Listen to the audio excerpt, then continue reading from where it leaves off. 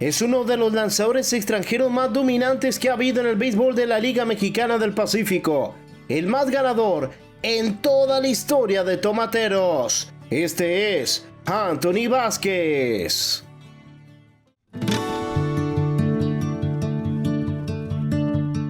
Anthony Vasquez será recordado como uno de los pitchers más dominantes en la historia de Tomateros de Culiacán y, por supuesto, un pitcher cuyo nombre siempre ha sido sinónimo de campeonatos. Y por si fuera poco, Anthony Vasquez es el pitcher más dominante que se ha visto en las finales de la Liga Mexicana del Pacífico. Just blessed, honestly. You know, when you start your professional career, you don't know how it's going to go, you don't know what you're going to get into, and you just kind of give it your best. And I've played against and with a lot of great players, and I'm just happy that you know, I've been able to do good enough and stay healthy enough to continue to play year after year and have what I would consider a long and successful career, and it's been awesome, and hasn't been 100% what I wanted overall, but I couldn't be more thankful for having the career I've had and having the opportunity that I've had both in the United States and here in Mexico. Honestly, since my first day here, when I came from Mazatlan and got over here to the Tomateros and my first season in 2014 and 15, it's been awesome. Honestly, it's felt like a family since day one. They've treated me well since day one, and then obviously winning makes everything better. But from the clubhouse to the front office to just how we interact on the field, everything, the city, the fans, everything has just been honestly really, really great and enjoyable experience. And obviously it's why I keep coming back. I love being here, and so I couldn't ask for more.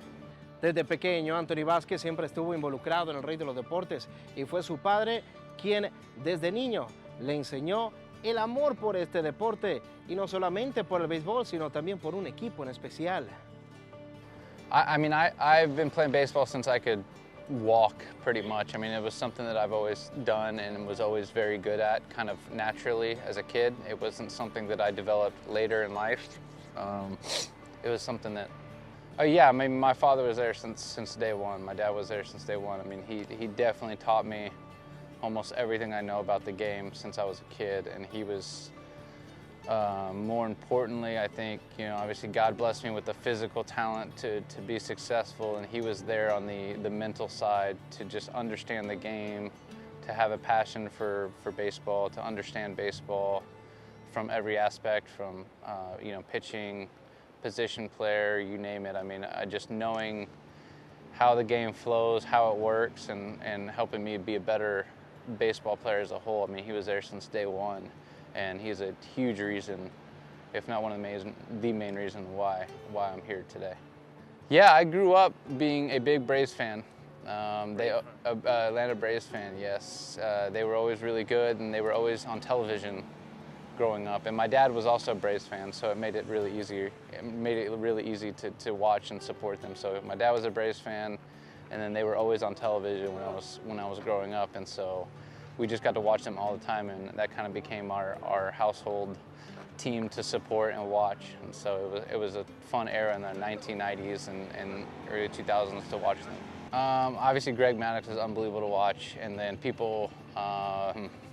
And then Tom Glavine, I used to actually copy him and mimic him a lot when I was playing catch. You know, Tom Glavine was very lefty that didn't throw really hard and kind of very simple delivery, and I feel like I used to copy him a lot, and it's kind of translated a little bit into how I throw too. So it was a great staff, and he was one of the guys I used to follow a lot for sure. En 2012, Anthony Vasquez vivió una situación muy delicada, y es que cuando aún pertenecía a los Marineros de Seattle, fue detectado con una extraña enfermedad, por lo cual de manera inmediata tuvo que ser intervenido quirúrgicamente, pero en la cabeza. Esto nos dice Anthony al respecto. Yeah, so I